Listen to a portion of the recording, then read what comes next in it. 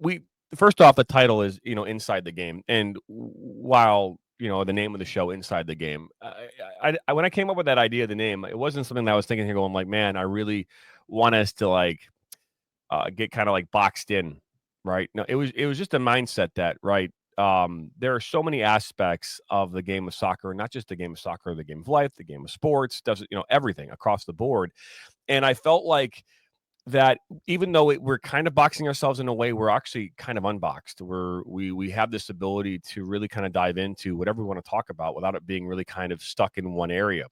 And like for an example, if we think about soccer as a whole, obviously there's a field in which you play the game on, right? But then if you think about it from that standpoint, there's also a place where players will be on the sidelines, right, in their coaching areas or in their the technical areas, and then you've got obviously the fans, and they're in their areas. So even though, and that's inside a stadium, right? So there are so many aspects I think of this show with this idea that we could do. I felt like Inside the Game was a good place to go, and it kind of reminds me too of like the sports reporters growing up. Remember that the sports reporters and same kind of idea, right? Where you're talking about all aspects of sports. You're not tied into just one thing. And I felt like saying Inside Soccer would be again, it would limit us, and because even though we are a soccer network, Nathan, we're not.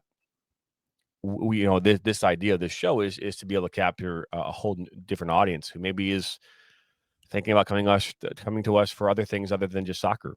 Well, and the show itself is based around people, right?